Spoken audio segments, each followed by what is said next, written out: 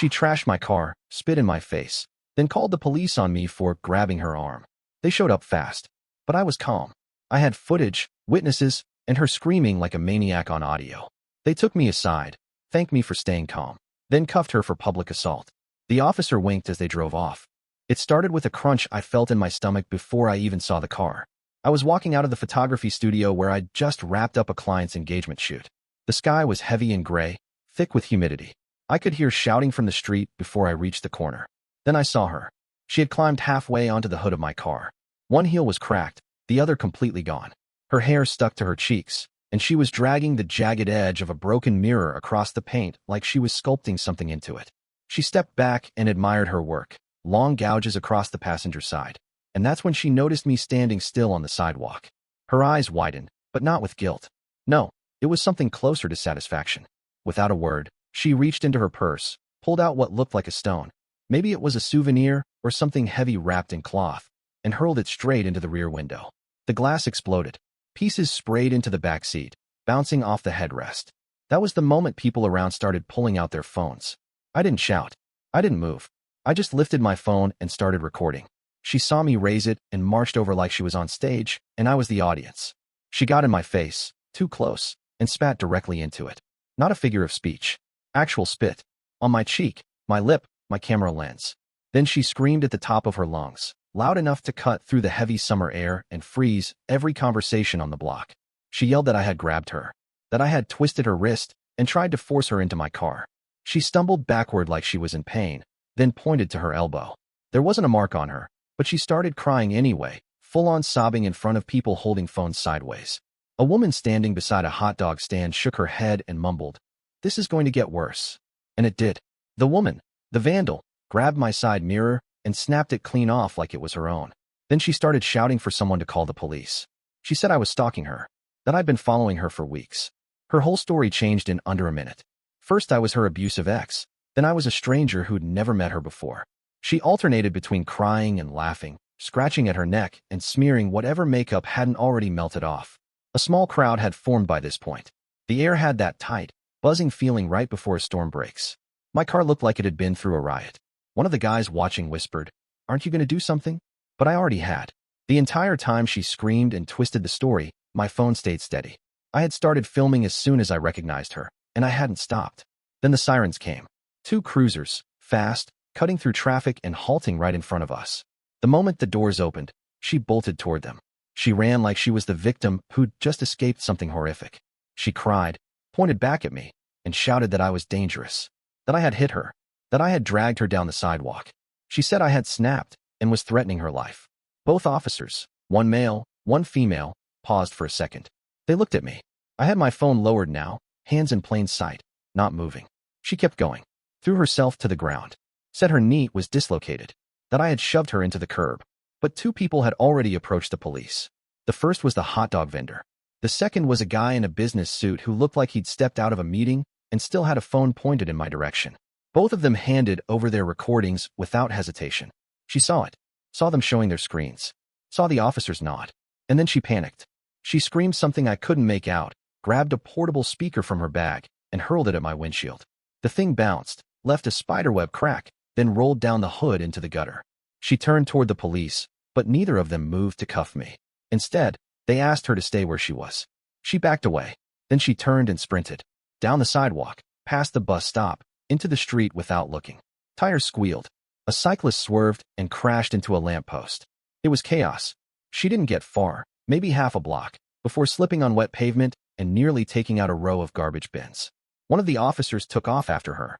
The other stayed with me, calm, asking my name, if I was injured, and whether I still had my footage. I showed her the phone. She nodded and told me not to move. I didn't. I stood still while the clouds broke open and rain finally started falling. Behind me, my car looked like a crime scene. Across the street, someone muttered, "She's done." But we were just getting started. She had managed to slip between 2 parked cars and dart into traffic. I couldn't see much beyond the brake lights and the chaos of cars trying to stop before they hit her. Horns blared. A delivery van screeched and stalled sideways, blocking the intersection. But from where I stood, I saw just enough. Her nearly colliding with a city bus, stumbling forward, still trying to run. The officer who chased her had radioed for backup. Within seconds, More sirens erupted from down the block. She tried to hide. She ducked behind a dumpster at the edge of a parking lot, then doubled back and tried to crawl into the back of someone's pickup truck. She wasn't thinking. She just moved on instinct, erratic, desperate, completely disconnected from everything around her. The second officer stayed with me. She asked again if I had the full footage, so I opened the video app and showed her the entire timeline, every second of it. She watched the vandalism, the spit, the false accusations, and the chaos. Her eyes didn't flinch. When I explained that I had never seen this woman before this incident, she just nodded once and asked for my phone to submit the evidence. Across the street, two people who had been recording the whole time offered to email their videos to the station immediately. More bystanders began stepping forward. One had seen the woman earlier that day loitering in the parking garage across the street. Another said she'd been ranting to herself outside the liquor store. Then I noticed something strange. Two plainclothes officers had arrived without sirens.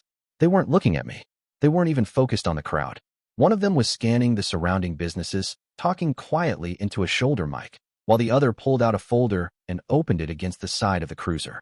I couldn't see what was in it, but I could tell from their urgency. They knew her. The first officer, the one who'd chased her, finally caught up. He returned with a scuffed elbow and part of her jacket in his hand. She had managed to tear free and vault into a nearby used car lot. I could see her now, crouched in the front seat of a locked Honda Civic, rain pelting the windshield as she tried to hotwire a vehicle she didn't have the keys to. It was the dumbest hiding spot possible.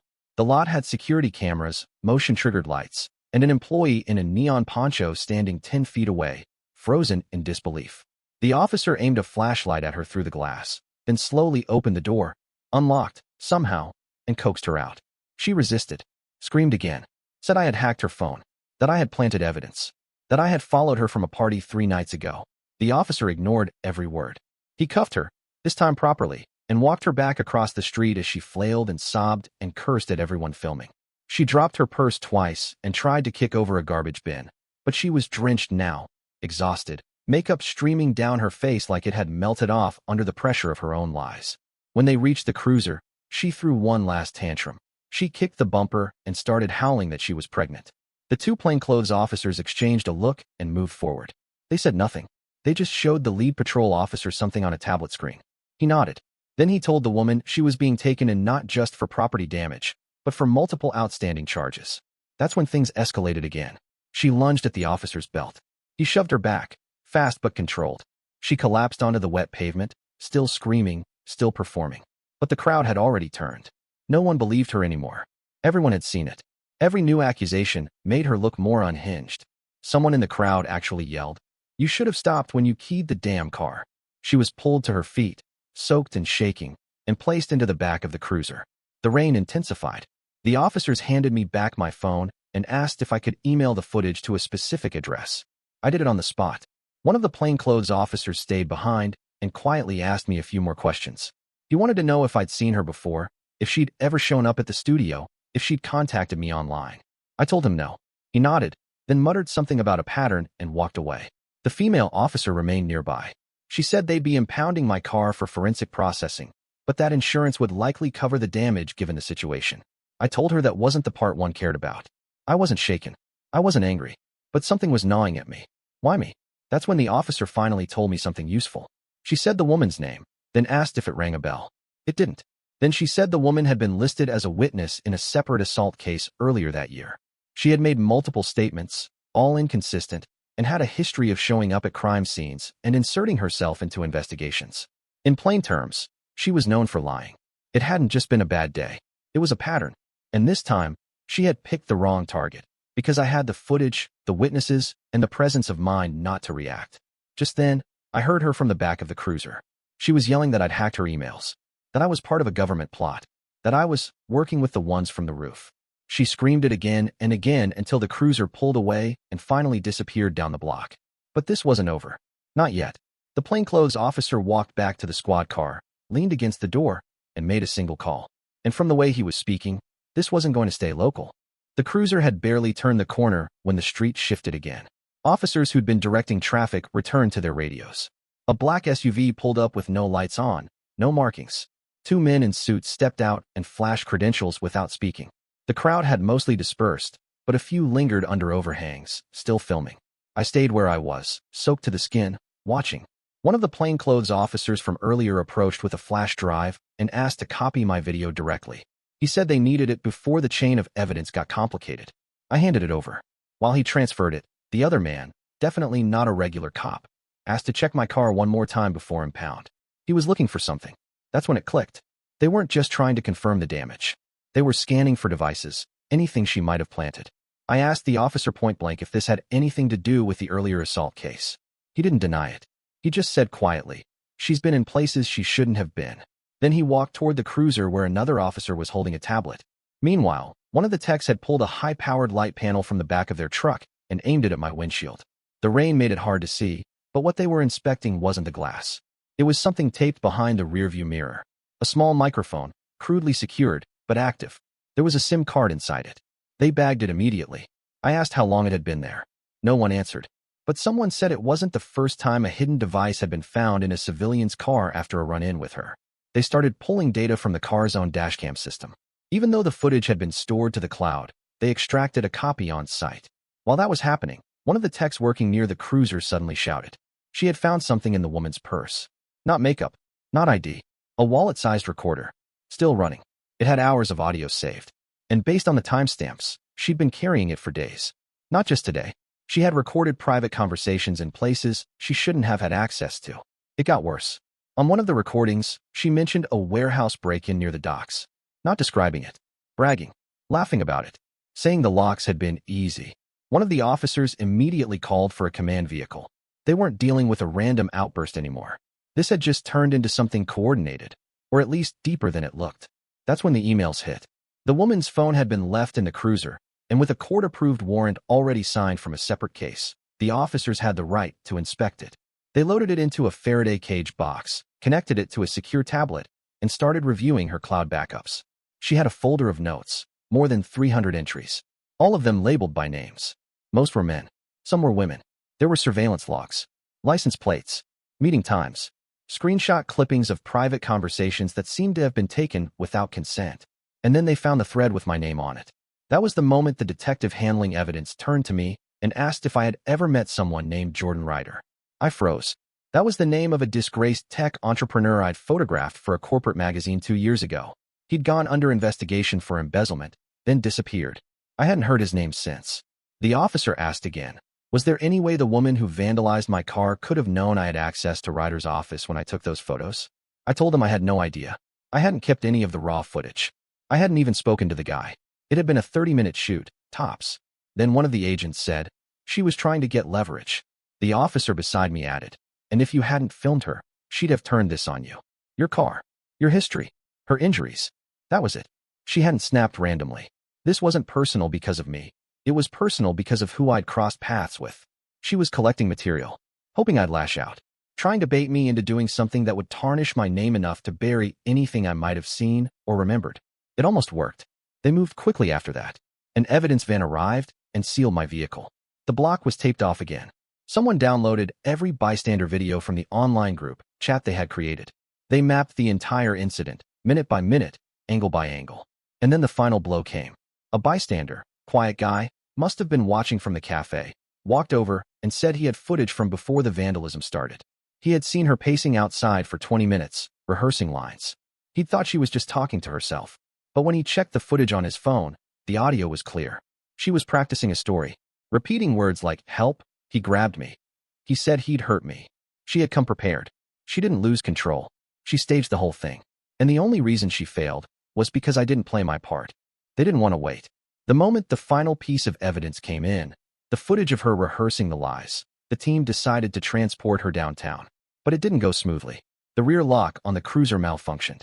While the officers were focused on uploading files to the internal database, she managed to unlatch one side of the handcuffs with a metal pin hidden in her hair. Then she slipped out of the back seat, slammed the door behind her, and ran. Not down the street this time. She sprinted into the multiplex across from the parking lot. The officer closest to the cruiser reacted fast, but she had a head start. She burst through the front doors of the theater, shoved aside 2 teens holding popcorn, and ducked into the arcade section, still drenched, wild-eyed. One wrist still chained to the broken cuff. What followed looked like chaos stitched together from a dozen different surveillance angles. She ripped down a cardboard display for a superhero movie and hurled it at an employee trying to block her path. Then she dove behind the ticket counter, grabbed a fire extinguisher, and sprayed it wildly into the air. The fog clouded the cameras. People screamed. Some ducked. Others just froze. 3 officers charged in behind her, shouting for her to stop, but she slipped again, this time knocking over an entire rack of drinks and crashing into the side wall of the snack bar. Her legs gave out. She crawled across the tiles on hands and knees and tried to wedge herself under the arcade claw machine. It took 2 officers to pull her out. She screamed until her voice cracked. Someone tried to help her stand, but she kicked backward, almost caught the officer's knee. The moment she was fully restrained, the theater manager stepped forward, furious, shaking, but calm enough to show the live feed on his tablet. Her face filled the screen, projected from multiple angles. She saw it. She saw herself. Cornered. Caught. Exhausted. And that was the end of the fight. Outside, the storm had passed. A crowd had reformed, this time behind caution tape. But something was different now. Across the wall of the multiplex, someone had started projecting one of the bystander videos onto the building itself using a portable projector.